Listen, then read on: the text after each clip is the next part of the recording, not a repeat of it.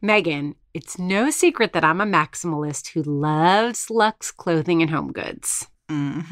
It's also no secret that I'm a minimalist who also loves investing in a handful of small luxe things that will last and service for a long time, especially for my home. And we both love a good deal, which is why we've both become obsessed with Quince, a one-stop shop for curated luxury goods shipped direct from the world's best specialty factories. Quince partners with factories that produce well-known luxury brands and that demonstrate a commitment to high production standards, fair wages, safety, and sustainability. They also focus on essential products with low design costs. Think cashmere crews, super soft fleece pants, and the down comforters and hotel quality sheets that I'm stocking up on for the new house. Yay, new house! I'm so into those cashmere crews, though, because back to some clothing. And they are only $50. I've also stocked up on even more affordable and chic linen shorts, silk camis, and washable silk PJs for the summer. And all of it ships direct from factories straight to us. No middle person and no upcharge. Altogether, that's how Quince is able to keep prices up to 50 to 80% lower than other brands. Real Simple, In Style, Fast Company, Refinery 29, and Fortune all agree with us. Quince is a game changer. And if you give them a try and disagree, Quince will give you a full refund. So treat yourself today. Get free shipping and 365-day free returns at onequince.com/DIJFY. That's ONEQUINCE.com/ and this is all lowercase DIJFY, short for Didn't I Just Feed You?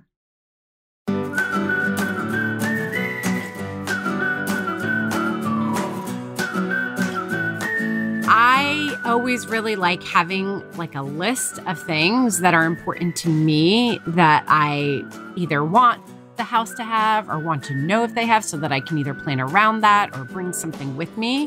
So I have a little list, and I think that being in touch with whomever you are renting the house from about these items is pretty important. Welcome to Didn't I Just Feed You? A podcast about feeding kids. Hi, I'm Stacy. And I'm Megan. Before we get into this week's episode, don't forget to subscribe right now, right where you're listening. If you find yourself with an extra minute, even 30 seconds is all you really need to leave us a rating, and maybe a minute to leave us a review too, which we really love because they help other busy parents and home cooks find us. And this episode is a juicy one, so you want to share it with all your friends too. Today, we're going to talk about how to meal plan for your vacation. Or wing it. I'm going to say or wing it. Or maybe not. Because, well, here's the thing. You know all those memes about like, yay, we're going on vacation. And then it's like some sad parent being like, I'm just doing all the I do at home, but on vacation. Like dishes with a different view. You're still you're still scrubbing butts and washing greasy pans and all that. So we're also going to give you plenty of ideas for if you are like F meal planning, I'm going to wing it, and how you can do that effectively in as little time as possible so you can maximize your enjoyment. Yes. I would love to start by sharing a horror story that I sometimes I wrote a whole post, and we'll link to it in the show notes for Kitchen, about why I will never meal plan on vacation again, which is like a half lie, because the truth of the matter is I love meal planning.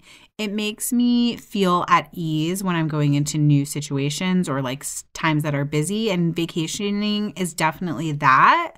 But what I found was I over-planned for an Airbnb vacation where like we drove to Lake Tahoe with my brother, and I was like, we were on a super tight budget at the time, and I was like, I'm going to bring my Instant Pot. I'm going to like meal plan all these things from our freezer and bring all this stuff. And then there wasn't enough room for the things where we like stopped to pick up takeout, and like there were leftovers, and how do we use those up? Or like we wanted to go to this little market to check it out, and we all wanted to buy things, and it was like, ooh, we already have all this food at home. It kind of sucked the joy out of meal planning. That's so sad. And vacationing. So my biggest piece of advice would be be light and loose with your meal planning. Plan a couple of things. Like maybe you want to plan the first night's dinner so that after your drive, you know what you're eating. And by planning, I don't mean you're bringing all the ingredients with you necessarily, unless you want to do that, which is totally cool. I'm saying like make a plan to pick up something somewhere. Or one of our genius listeners was like, yeah, I have my favorite meal kit service send a meal kit to the Airbnb in advance. So I have a couple of meals like done for me, which I think that is is genius. so smart. So my biggest piece of advice is to do a little bit of planning in advance while you're still home, while you're still in all business mode. And I think that one of the most important things is knowing what is waiting for you in the rental kitchen. And we're going to talk about if you're staying at a hotel too. But for now, thinking about, whether you drive or fly, however you get there, you get to where you're going, where you're going to be cooking. And it is the worst. Like you discover there's no coffee maker, for example. Or there's a coffee maker and no filters for it. Yeah. And so you're like, exactly. I have to go to the store now. So I always really like having like a list of things that are important to me that I either want the house to have or want to know if they have so that I can either plan around that or bring something with me. So I have a little list. And I think that being in touch with whomever you are renting the house from about these items is pretty important. So wait, do you send your list to them or do you use like the listing and say, okay, they didn't mention a coffee maker, so I'm going to ask about this specific item? I mean, if they're clear about it, then, there's, I always go through it. I don't want to like waste anybody's time.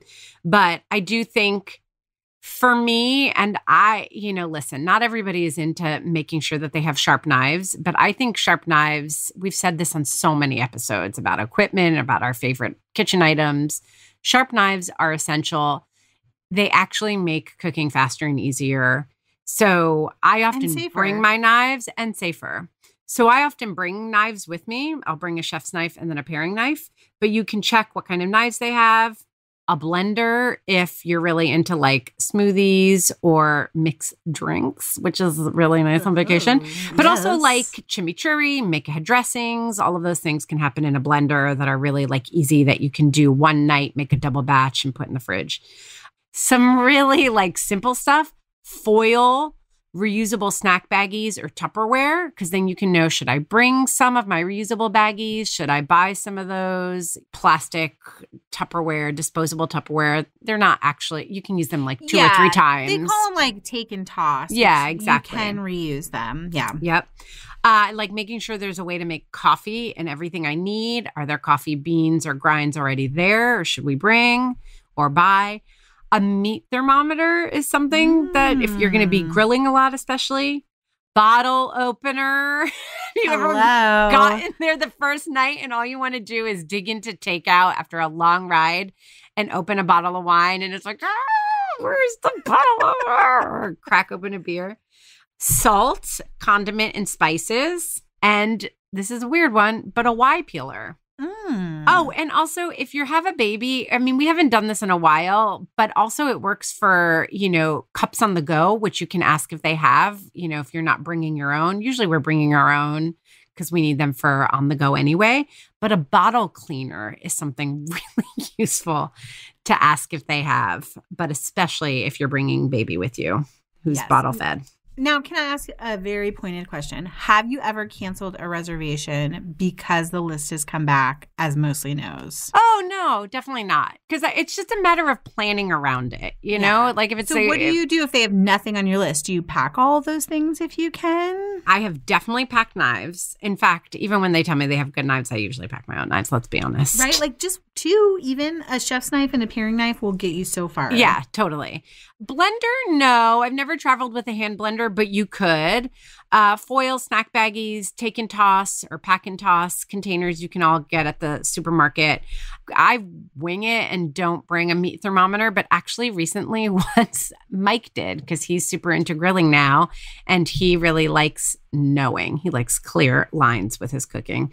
So packing a meat thermometer is really easy. Coffee, we can usually just know that we need to buy cold brew. Corkscrew bottle opener, really easy. We have one on a I don't keep it on my keychain all the time, but I'll just pop it onto my keychain to make sure. Corkscrew. Usually people have a corkscrew. I have brought spices and like Maldon salt with me. Yes. I know that sounds crazy, but just put them in little baggies or keep little reusable like travel containers and just put little bits, and just like the basics, onion powder, garlic powder. For me, it's some cumin. I like spice blends when you're on vacation, especially good for grilling. And sometimes either bringing or buying once you figure out the like best little local grocery shop, a little bit of vinegar is one of those things that's really nice to have on hand, and not a lot of Airbnb kitchens include. I will add that we still like just travel with plastic kid plates and bowls. I think our kids are just on the edge of outgrowing those, but we do so many road trips and car trips that we have like a go bag packed, and it just has those things in it. It also has a couple of travel mugs, which I find really great, both for like the trip, if we stop to get coffee, or the kids want, even like the kids sharing gummy snacks in the back of the car. It's great to have like a couple of to-go cups to portion things out into. And then we just like, those are available for us for our morning coffee and if we're going to leave on an adventure. Totally. We bring our bottles. I mean, we don't have to travel with much anymore in terms of the kids, but our reusable bottles. Yes. I'm trying to think of what else I pack or have packed. Sometimes just depending on the rental and like what I think we'll be cooking and eating, I might bring a couple of nice sheet pans with me if we're traveling by car, because I might want to bake cookies while we're on vacation. Or I might be doing like a lot of grilling and not wanting to have like a flimsy sheet pan to take big hunks of meat or whole chickens or whatever in and out from the grill on. So those are like two. I love to bring just like 2 sheet pans with me. Besides the one time where I disastrously brought the Instant Pot with me, I've never brought pots and pans with me. I've brought my Instant Pot with me. Yeah. If we're like going local, if it's a place that we're driving to, I've totally brought it with me. I just feel like the Instant Pot makes dinner so fast and hands off that it's great. Like, the Instant Pot meat sauce, or like a big pork shoulder that's going to make enough shredded pork for 2 separate meals. And I don't even have to think about it. Yeah, it is also kind of speaks to the kind of cooking that you might want to be doing on vacation if you're not eating out, which is like either low and slow, you're using it as like a slow cooker. You can put something in the morning and then come back to dinner being ready for you while you've like been out having adventures. Or you're coming back super last minute and everyone's starving and you need to like really quickly pull off dinner. Then you can use the pressure cooker aspect of it. So it is one of the few pieces of equipment where I'm like, yeah, I think you could bring it on a lot of vacations and make your life easier. Totally. And also, honestly, I mean, I don't know about this where you're from, but because I feel like you also spend a lot of time in the South where there's probably air conditioning everywhere. Yes. But in upstate New York, there are a lot of old houses that do not have air conditioning. And like that's fairly standard. And, partly it's because it gets cool at night and a lot of these old houses retain cool really nicely. But you don't want to be slow cooking that pork shoulder all afternoon in the middle of August on the stovetop. So the Instant Pot's also really great for if you're going someplace where there might not be air conditioning or like strong air conditioning. And you don't want to heat up the house. Yeah. And maybe there's not a grill as an option. And it's funny, I qualified with strong air conditioning because Mike is so into air conditioning that air conditioning in and of itself is not enough to assure him that he will be comfortable. It has to be like strong air conditioning. Like, is it central air? What is it? It's very funny. He gets a little sweaty. It gets hot in August in New York State. Yeah. That also made me think that one of the things we always bring on a road trip with us is an empty cooler. Like it's sometimes just a cooler bag that we squished down and stuffed in another bag. But I just can think of so many times where we've been like maybe 2 hours from our destination and we've just had to take a break for something, and then we stumble upon something really great, like even a great place to grab local beers, and we want to bring some back with us. Genius. And having the cooler in the car is so clutch. Before we dig into more, let's take a quick minute to hear from our sponsors.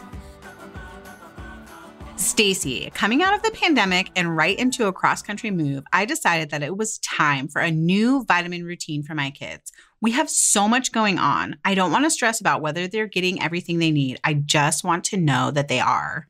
I get it. With the boys, we have been through so many different vitamin phases. In fact, we stopped taking vitamins right before lockdown. Since I was cooking every single meal, I figured that I could ensure the boys were getting everything they needed. But things have changed around here too. Wait, tell me more about that. Okay, so listen, everyone who knows us knows that we prioritize food joy. And this year has emphasized that even more.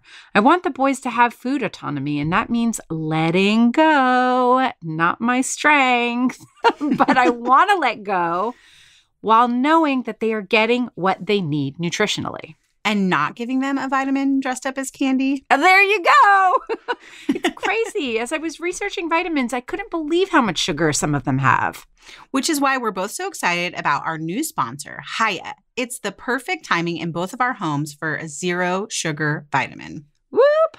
The other interesting thing I learned while researching is that most vitamins were formulated to fill the nutritional gaps in kids' diet based on out-of-date nutritional guidelines from the 1980s. That was even longer ago for you than for me. It's based on a modern kid's diet.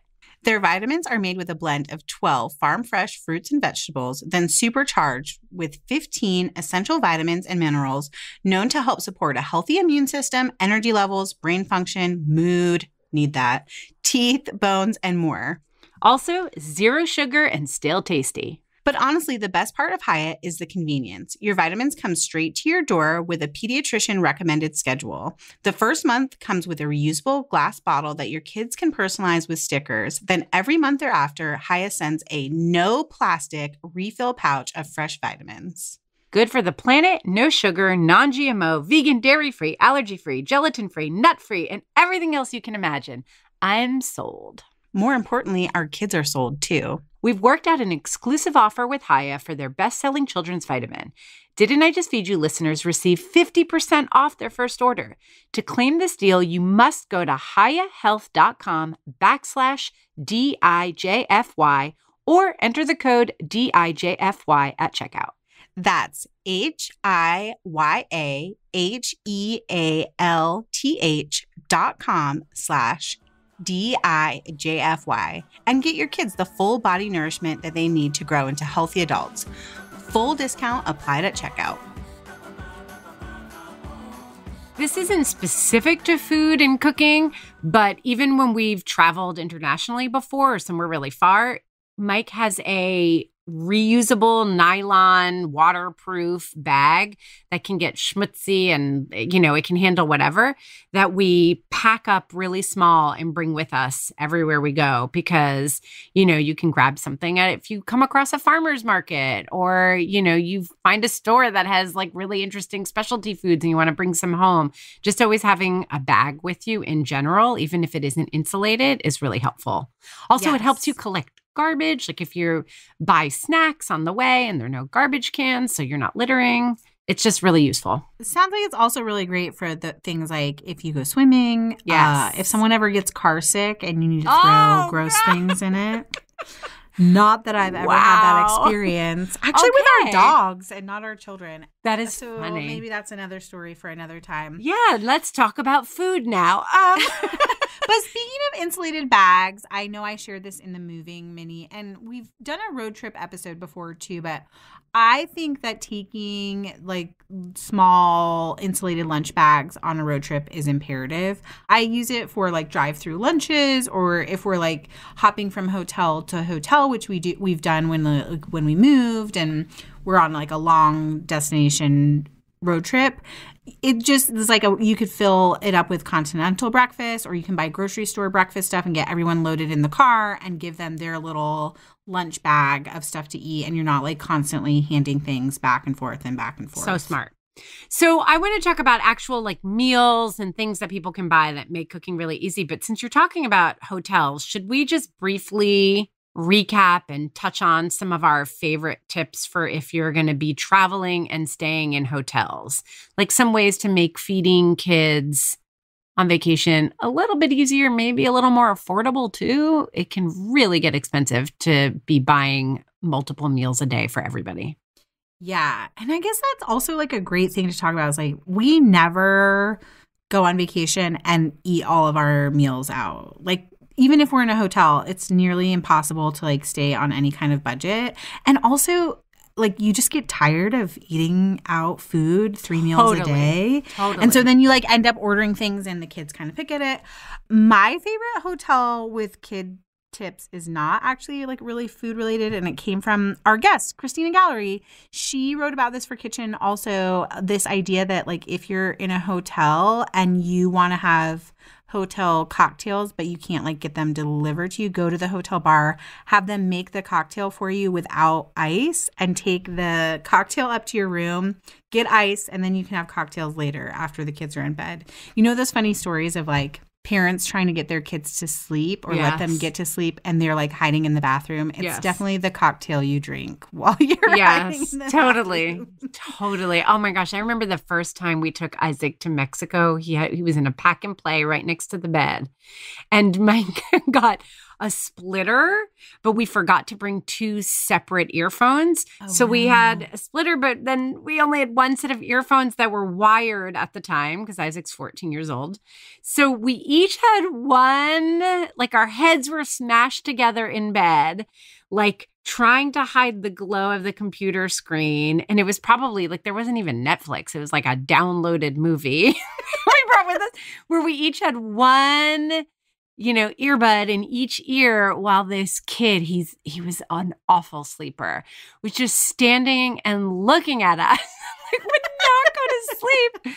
Mike was like, this is not vacation. It was like he was still little. We were with like it was a whole family trip. It was very funny and very not relaxing. Yeah, there are for sure seasons where it's not really vacation. Yeah. You're like going away with your family. Yes, totally. I also feel like you do a lot more international travel, like plane travel to stay in houses or plane travel and you're staying in a hotel. So what is your best advice about feeding your family from a hotel room? So, lots of times breakfast is included, which is great. And I don't mean to sound super tacky, but it's included and it's a buffet. Like, grab a bagel. Yeah. Get it. Because the kids, when you're on the go and you're at a park or whatever, a snack along the way or a light lunch, it can really save you money because you might not really have to get as much at lunchtime if you're out and about, or you can pack something more easily. If you're going someplace where you have time to plan ahead and figure out where the closest local supermarket is, I think that's really important. Even if you're staying at a hotel, even if there isn't a mini fridge in your hotel room, I used to grab avocados and get the ones that are still a little bit hard so they can sit out for a few days. Grab some plastic forks and knives. When an avocado is ripe, you just cut it in half. Not every kid will eat that, but Oliver used to just eat half of an avocado, and that was a great on-the-go snack. Apples, grapes, stone fruit in the summer, anything that you can wash really easily in a bathroom sink that you can then keep on the counter for a couple of days and have it for on the go. Bananas are really great to have on hand. Snack bars.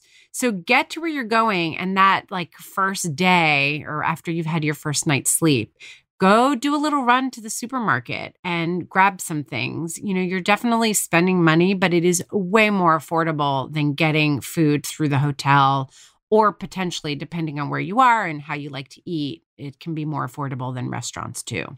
Yes. And I will say that fatigue, that eating out fatigue happens really quickly, and you'll be really happy to have some sort of like snacky things at the hotel that you could turn into a meal. I wanted to add the like super easy to peel clementines and like meat sticks. Totally. What am I thinking of? Chompers we both love from Thrive Market. Oh, another thing is, my kids love room service, and room service can be great and really fun.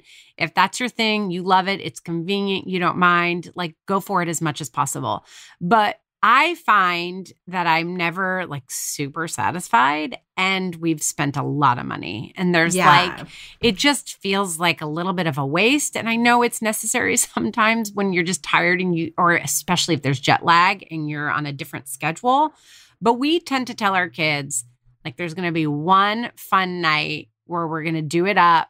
Like, we'll get a movie on the television, we'll get room service. But as a general rule of thumb, we don't do tons of room service. Because even if we're tired, I'd rather just like run out to the market and get like bread and cheese and fruit, and baby carrots or something, and just have a spread like that. It's so much more affordable. And honestly, it's usually just as satisfying, if not more. Yes, I agree. I have this funny like room service thing that I picked up from a food stylist I used to work for. And she would always get like a Caesar salad and French fries. And she said that she feels like those are the most basic and like easy things, and they're always satisfying. So that's like a trick that I've taken. If we ever have to get room service, that's what I choose to order. Totally. It does not work as well for the kids, and they're prone to ordering like burgers or pizzas and then being really disappointed with the room service. Yeah, the pizzas. I don't know, because also we're from New York. So like the room service pizzas, the kids get it every time and they're like, wah, wah. And you're like, you know better. And guys. Like, they like the burgers, but seriously, you can end up paying so much money for a hamburger. $24 hamburger and French fries. Yeah. All right. So back to being in a house. What are some of your favorite things to grab at the market or your favorite easy meals to make? Like, what do you put in rotation? And do you tend to make the same things or same kinds of things every time you go away? That's so many questions. I know. Answer them all, Megan. Okay. I'll start with what are go-tos and do I make the same things every time? Which I pretty much always plan that we will have some sort of like snack plattery night, which sounds a lot like your bread, cheese, and fruit situation. But, if you go check out a local farmer's market and you get veggies, or, even at that, sometimes it's at the end of vacation where it's like there's little bits and bobs from other meals that we've cooked, or there's like takeout that we need to use up on the last night. Snack platter is the way to do it. And that is probably the only repeat meal I do on vacation, because I find myself a lot of the time being drawn to where we are. Like, if we're on the coast and we can get fresh seafood, I want to cook and eat that rather than like doing pulled pork. Maybe we're like at a beach house, but like with a ton of friends and family, and we do want to do things like Instant Pot pulled pork that can feed a huge crowd super easily. Yeah, I don't think there's one thing that I ever make or cook everywhere. Do you have go-tos for vacation? I do. I mean, I definitely leave room for improvisation. But to be honest, I get excited and then I don't actually really want to be doing any kind of intense cooking. So I have a couple of back pocket things that I like to make.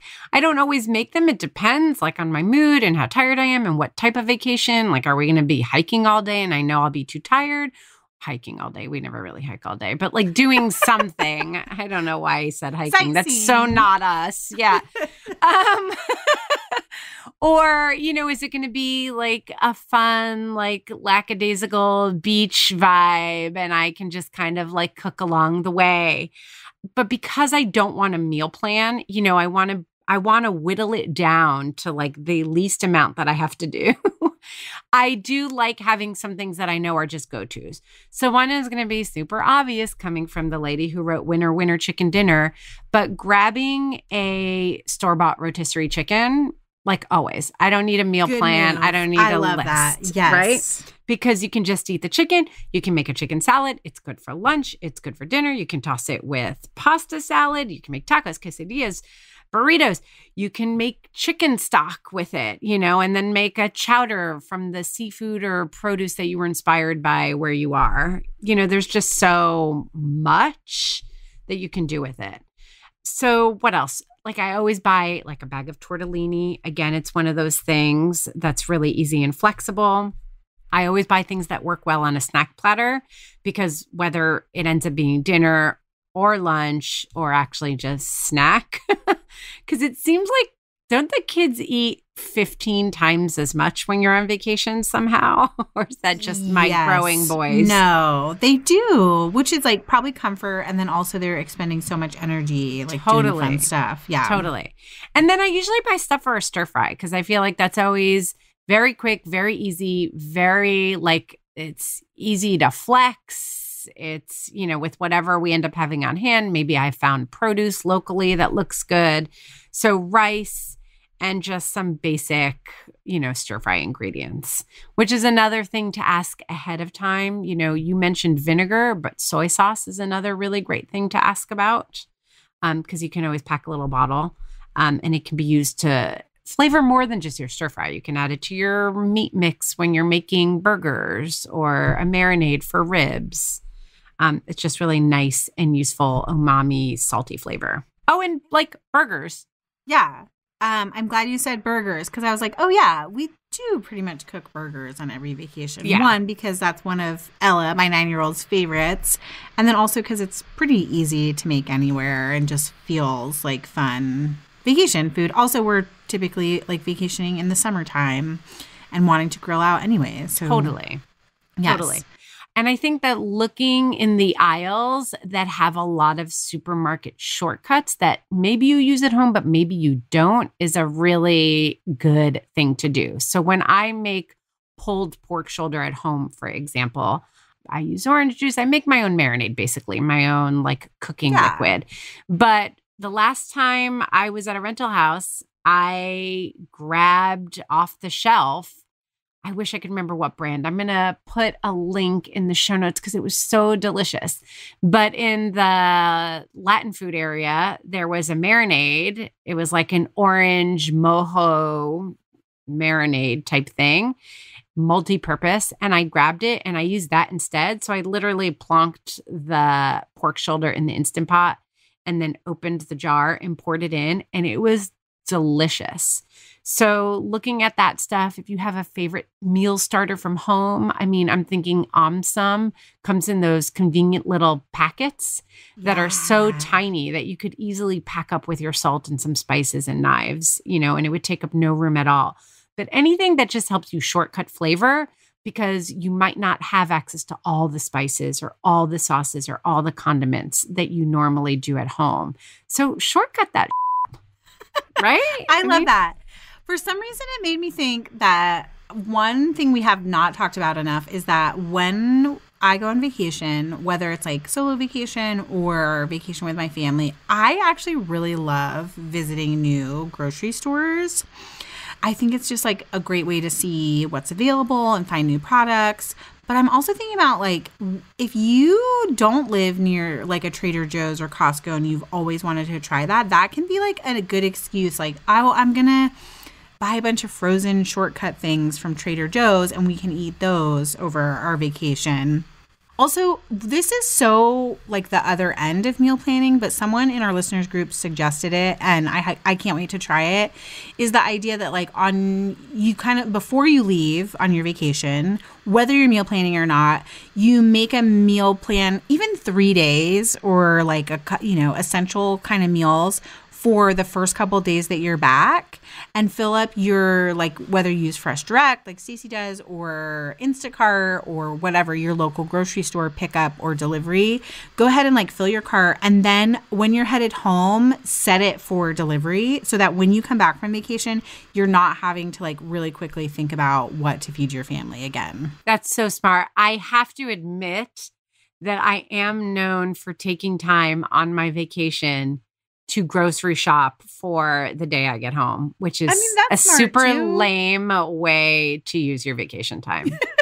But it's like it like extends that vacation vibe, right? Like you're like, oh, I don't have to immediately roll over into like mom on a mission mode. I like thinking about it that way. For me, it's more anxiety. It's more like, I'm going to be thinking about it anyway. I'm going to be thinking about how hard it is to transition back home. So I might as well just do something right now with my, half hour just to help myself. Yes. Kind of thing. But I do like the idea of doing it even before you get to vacation. Yeah. Because then you ease that anxiety without having to take your time on vacation to grocery shop for when you're home again. maybe you can try it out this summer and report back to us. Yes, I think that I will. Yeah, and speaking of, if you try anything we've suggested here, or maybe you have a genius hack for meal planning and feeding your family on vacation, find us as Didn't I Just Feed You on all social and visit our new site where you'll be able to sign up to be among the first in our new and improved community coming to you June 2021. All the deets are didn'tijustfeedyou.com. And don't forget to subscribe to our newsletter to get an exclusive recipe, plus our pick of the week every single week. You can subscribe at didn'tijustfeedyou.com or follow the link in our Instagram bio. And of course, don't forget to subscribe to this very podcast right now, wherever you're listening, so you don't miss an episode. Our music is Good Old Times by Alex Cohen, provided by Jim Endo. A huge thank you to our editor, Samantha Gatzik. I'm Stacy. And I'm Megan. Stay sane and well fed. Until next week. Don't forget to subscribe, rate, and review.